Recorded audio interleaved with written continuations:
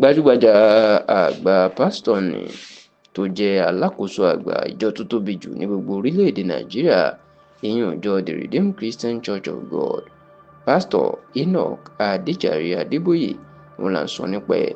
Bàbá náà mà ti tú àṣírí nípa ikú ọmọ ẹ̀. Bẹ́ẹ̀ ni bàbá náà ló ti sọ̀rọ̀ lórí ikú ara ẹ̀, ìyẹn àsọtẹ́lẹ̀ nípa ìgbà tí yóò kú àti àsìkò tí yóò fi lé ayé sílẹ̀. Bí ẹ kò bá gbàgbé, ní ọdún 2021 ní ọ̀kan pàtàkì lára àwọn ọmọ pásítọ̀ Adébóyè tó jẹ́ ọmọ kẹta ẹ̀ tóun náà tó jẹ́ pásítọ̀ nínú ìjọ Rìdíìmù, èèyàn pásítọ̀ Dáre Adébóyè ló máa kú lójijì. Gbogbo Nàìjíríà, ilẹ̀ adúláwọ̀ ló sì mìtìtì fún ikú ọmọ pásítọ̀ Dáre Adébóyè, èyí tó jẹ́ kí ọ̀pọ̀ àwọn èèyàn káàkiri Nàìjíríà àti lókè òkun máa wálé láti wá bá bàbá náà láti máa bá a kẹ́dùn. Kódà níṣe ni gbogbo àwọn ọmọ ìjọ Rìdíìmù làwọn náà ni wọ́n ń dárò Dáre Adébóyè nítorí pé wọ́n ròyìn o ìpè iṣẹ́ takuntakun tóun náà ṣe nínú ìjọ Rìdíìmù kò kéré rárá. Ṣá fún ìgbà àkọ́kọ́ nígbà tí pásítọ̀ Adébóyè tó ń tú àṣírí nípa ikú ọmọ ẹ̀ níbi ayẹyẹ ọjọ́ bíi 100 ọdún gbajúgbajà pásítọ̀ ní ìpínlẹ̀ Akwa Ibom, ìyún Rẹ́fúrẹ́ǹdì Umar Upai, ìyẹn ló ti jẹ́ kó di mọ̀ pé lásìkò tí ọmọ òun kú, ó ní ọjọ́ àìkú yẹn ọjọ́ Sunday, ó kù ọjọ́ mẹ́ta tí yóò kú, ló pè òun lórí fóònù láti kí òun pé ìsìn táwọn ṣe ní ṣọ́ọ̀ṣì, ìsìn náà máa lọ dáadáa, Ọlọ́run gbàkóso. Ó ló dúpẹ́ lọ́wọ́ òun fún àtìlẹ́yìn àti àdúrà tó máa ń gbà fún òun.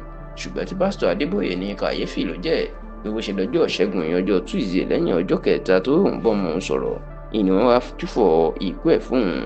Pásítọ̀ Adébóyè ní àsìkò náà nínú ń bàjẹ́ jùlọ. Kódà ó ní àsìkò náà ní àsìkò mẹ̀mí ayé fún òun.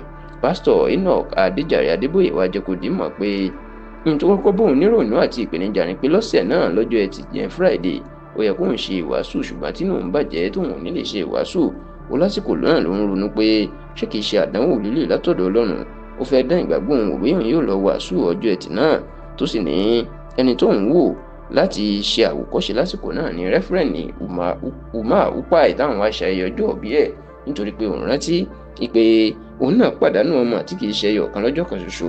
Ṣùgbọ́n eléyìí kò jí lọ́wọ́ láti tún lọ wàásù, tó sì ní lára ẹ̀ ló ti kẹ́kọ̀ọ́ tóun náà fi jáde wàásù lọ́jọ́ Friday ọ̀sẹ̀ náà. Nípa ikú ẹ̀, pásítọ̀ Adébóyè wá jẹ́ kó di mọ̀ pé ẹni tó bá ti wọ 100 ọdún láyé 80 years, ó ti mọ̀ pé ìgbàkúùgbà ló ń lè kú, àfi kó máa palẹ̀ mọ́ ọjọ́ kú sílẹ̀. Pásítọ̀ Adébóyè nígbà kan níṣe ni àwọn ọmọ ìjọ òun ṣàdúrà kan fún òun lásìkò tó ń ṣayẹyẹ ọjọ́ òbí. Onígbà tí òun ṣayẹyẹ ọjọ́ òbí 70 ọdún 70 years, níṣe làwọn ọmọ ìjọ òun kan ṣàdúrà pé òun yóò pé 100 ọdún láyé, òun ṣàmì 100 ọdún láyé, òun ṣàmì. Àwọn míì tún ní òun yóò pé 90 years ọdún láyé, olóhùn ṣàmì.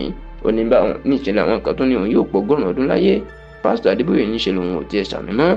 Ó lẹ́nìkan tó fòdìdé, ó ní 120 ọdún 120 years lòun yóò lò láyé. Pásítọ̀ Adébóyè ní bẹ́ẹ̀ lòun ti ní ṣé fẹ́ pọ̀ òun ni òun kò fẹ́ pẹ́ tó bẹ́ẹ̀ láyé o, nítorí pé bí àgbàlagbà bá ti pẹ́ jù láyé, inú ìnira ìní ó máa fi ń lo ìgbà. Tí Pásítọ̀ Adébóyè tó sì ti tú àṣírí lórí ikú ọmọ ẹ̀ àti lórí àsọtẹ́lẹ̀ ikú ara tiẹ̀ fún rẹ̀.